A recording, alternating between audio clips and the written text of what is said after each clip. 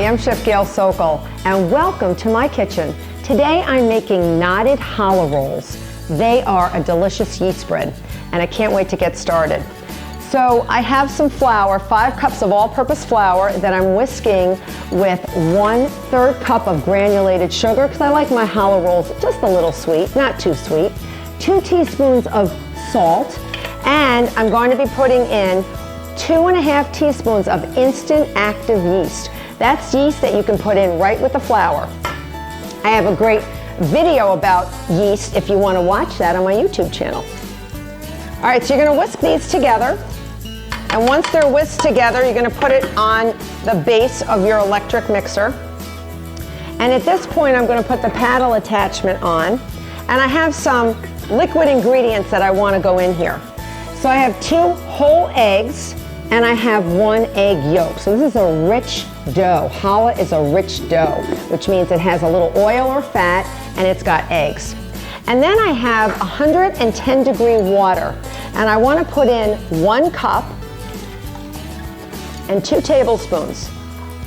1 cup and 2 tablespoons of 110-degree water, because we got to wake up our yeast and make sure that this yeast forms a lot of carbon dioxide through the process of fermentation. 2 tablespoons right there.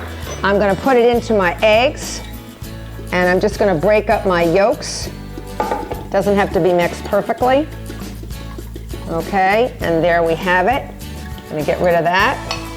And then I'm going to gradually turn this on to low speed, and I'm going to slowly pour everything together. Doesn't even have to be done slowly, just pour it all in. And when you get to this point, you're going to see it can be a little bit messy. You're going to do this on low speed with your paddle. And if you want to come over and look in my bowl, you can see what's happening. You can see things look a little sticky and clumpy. So I have my rubber spatula. I'm just going to shove it through here. And at this stage, I'm going to take my paddle off and replace it with a dough hook. So just push it through, get rid of that, get all the dough off the paddle. So I took the paddle off and I put the dough hook on. This simulates the kneading process. And you want to make sure that you get all the dry stuff on the bottom of that bowl, because otherwise it's not going to get incorporated. So here I go on medium speed, and you're just going to let it go for about 5 minutes or so.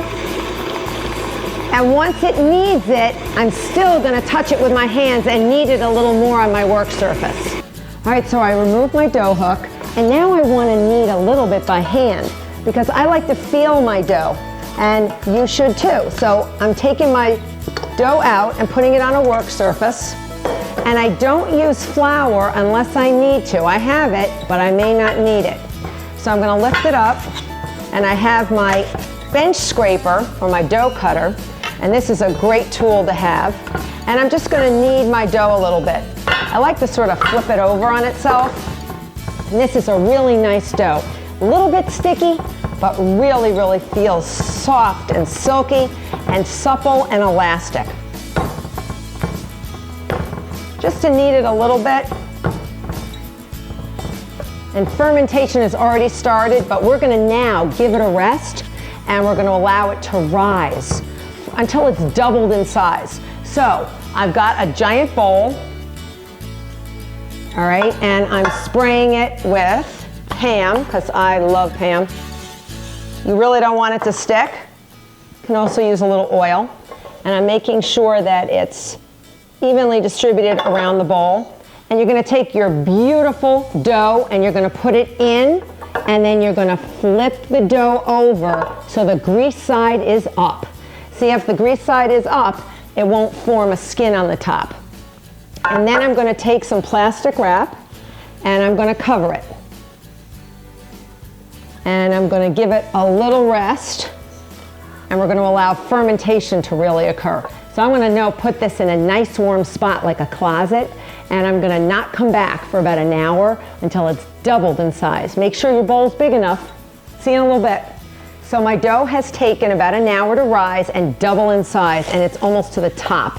This is a slightly smaller bowl than the other dough, but it's beautiful and it's doubled in size. So I'm going to pour it onto my work surface. I have a sheet pan with parchment paper ready to go, and I'm going to scatter a little cornmeal on it. I like a little crunch under my challah knots.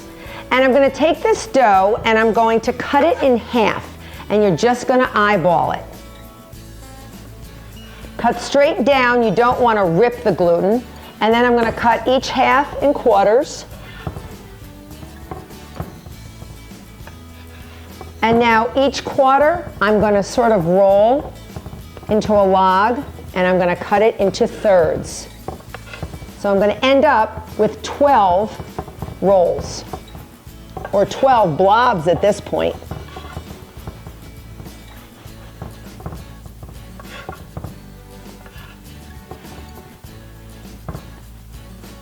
And they're all approximately the same size.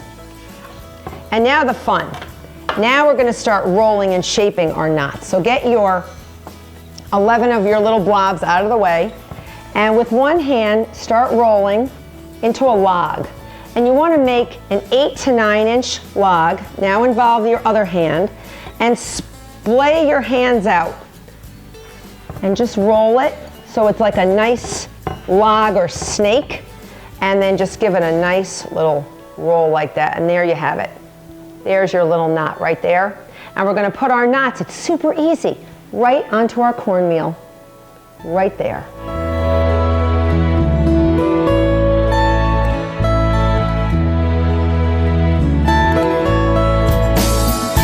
All right, so we've got our 12 knots. I have 6 on each sheet pan, and now we have to let them ferment again. And undergo the fermentation process, and it's known as proofing this time. And we're doing it in the shape that they're going to be baked in. So I'm going to cover these lightly with plastic wrap, or you can even do it with a nice clean kitchen towel, and put them in a nice warm spot for about 45 minutes to an hour till they've doubled in size. All right, so my knots have just about doubled in size. I've preheated my oven about 15 minutes ago to 375, and I have an egg that I've just whisked a little bit with my brush, and I'm going to egg wash each knot very lightly, and I'm going to bake it in the oven for about 5 to 10 minutes just to give it a head start.